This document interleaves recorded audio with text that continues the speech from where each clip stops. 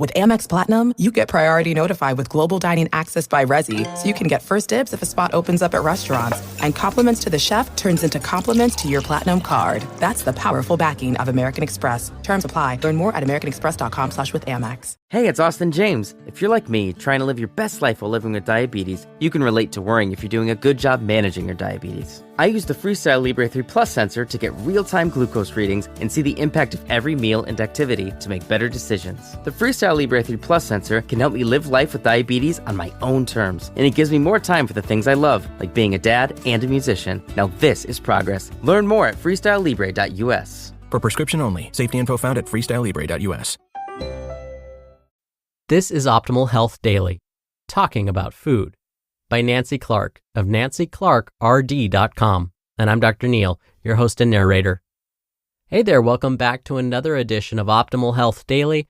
This is where I read to you from some of the best health and fitness blogs on the web, kind of like an ongoing audiobook.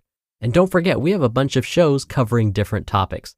Check them all out by searching for Optimal Living Daily wherever you're hearing this. All right, and with that, let's get right to the post as we optimize your life.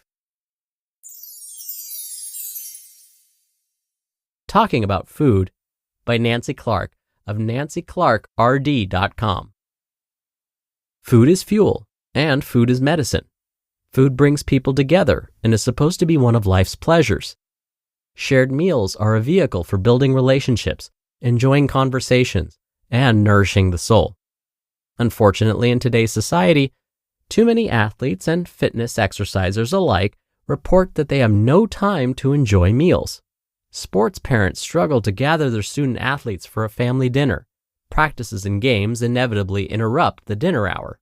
And even when seated at the same table, some family members may be eating just salad, while the rest of the family enjoys steak. So much for eating out of the same pot. Today's food conversations commonly refer to good food, bad food, clean food, and fattening food. We all know athletes who don't do sugar, gluten, white flour, or red meat, to say nothing of cake on birthdays, ice cream cones in summer, or apple pie on Thanksgiving. We live with abundant food, but we've created a fearful eating environment with our words. This article invites you to pay attention to how you think and talk about food.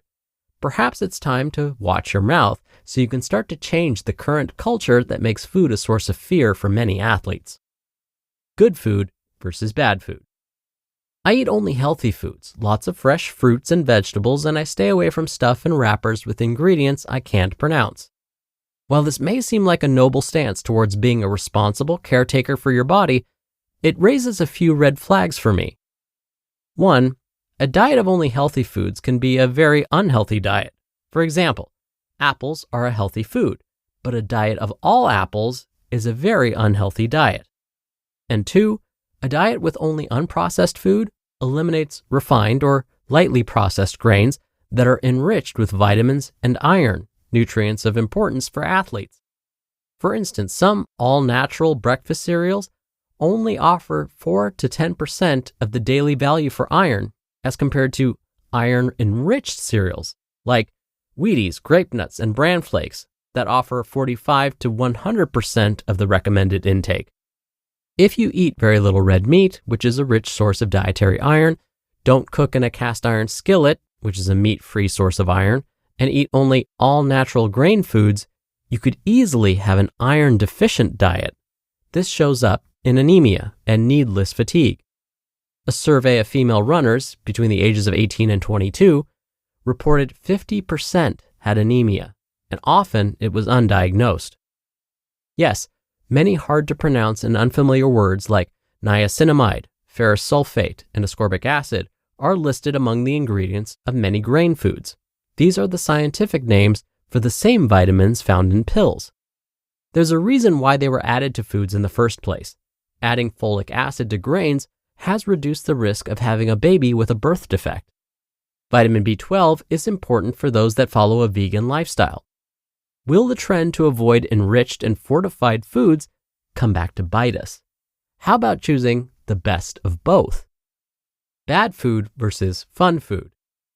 When athletes feel compelled to confess their nutritional sins to me, like I eat too many bad foods, chips, french fries, nachos, and so on, I quickly remind them there is no such thing as a bad food, or a good food for that matter. Is birthday cake really a bad food? Is a hot dog at a baseball game going to ruin your health forever? Should you not make cookies with your children on a snowy day? These so-called bad foods are actually fun foods that taste yummy and can fit into an overall balanced diet. Rather than critiquing a single food, please judge your diet by the whole week, month, and year. Halloween candy is a fun treat in the midst of a steady intake of fruits, vegetables, lean meats, and wholesome grains. So is pumpkin pie with ice cream. Depriving yourself of fun foods creates good and bad foods, as well as a really bad relationship with food. Eating a fun food is not cheating. The problem arises when you restrict fun foods only to succumb to devouring not just one cookie, but all 24 of them.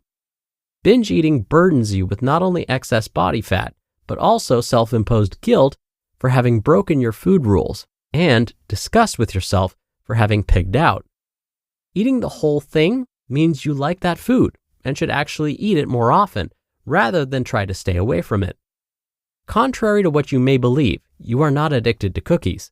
You are simply doing last chance eating. Last chance to have cookies, or so you tell yourself, because they're a bad food and I shouldn't eat them at all. There's a more peaceful way to live. Try balancing a cookie or two into your daily menu. After all, you need not have a perfect diet to have an excellent diet. A reasonable goal is 85 to 90% quality foods and 10 to 15% whatever foods. Healthy diet versus a single ingredient.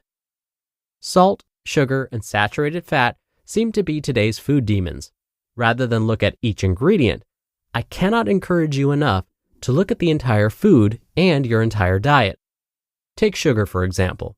Are the 3 grams of sugar in your peanut butter really a source of evil? What about the 10 grams of refined sugar in chocolate milk?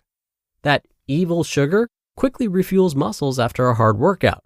That's why chocolate milk can be an effective recovery food. After a hard workout, when you're tired and thirsty, but not yet hungry, the sugar in chocolate milk offers a quick energy boost that normalizes your low blood glucose and replenishes depleted muscle glycogen. While some athletes focus on chocolate milk's 10 grams or 40 calories of added sugar, I invite you to welcome its high-quality protein, which is needed to repair muscles, and abundant vitamins and minerals that invest in your good health. The fit bodies of athletes can metabolize sugar much better than the unfit bodies of couch potatoes. The bottom line: you want to enjoy an excellent diet and not strive for a perfect, also known as very strict diet. You can win good health and perform well with a balanced diet filled with a variety of foods, and enjoy it in moderation.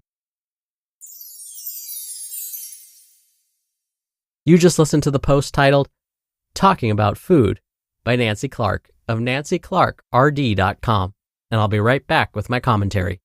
While we can't control every aspect of our future health, we can be proactive about it. That's why I'm excited about my experience with 23andMe Plus Total Health. This isn't just another health service. It's a comprehensive longevity platform that gives you insights you typically wouldn't get from traditional healthcare. I recently joined, and what excites me most is how it combines advanced genetic screening with regular blood testing throughout the year. What sets this apart is having clinicians with specialized genetics training who help create a personalized preventive health plan. I'm particularly fascinated by their biological age feature, which tells you how old you really are based on your internal biomarkers. And the best part? Unlike your calendar age, this number could actually decrease with lifestyle changes. So advocate for your health today. Go to 23andme.com/OHD for your limited time offer. That's 23andme.com/OHD. This episode is brought to you by United Airlines. When you want to make the most of your vacation, book with United. They're an airline that cares about your travels as much as you do. United is transforming the flying experience with Bluetooth connectivity, screens, power at every seat, and bigger overhead bins to help fit everyone's bag. And with their app, you can skip the bag check line, get live updates, and more. Change the way you fly. Book your next trip today at united.com. Dr. Neal here for my commentary. Listen, my 3 favorite foods are pizza, donuts, and French fries. Not the healthiest choices. Homemade chocolate chip cookies are actually creeping up there and are about to crack my top 3 very soon. But just because these are my favorite 3 or 4 foods doesn't mean I eat them all the time. Pizza is probably the one I have the most often, maybe once or twice a month. French fries, maybe 3 to 4 times a year. Donuts, maybe twice a year. These are not everyday or even weekly foods, but I don't avoid them either. When there's an opportunity to enjoy one of these favorite foods, I do just that. I enjoy them. No guilt.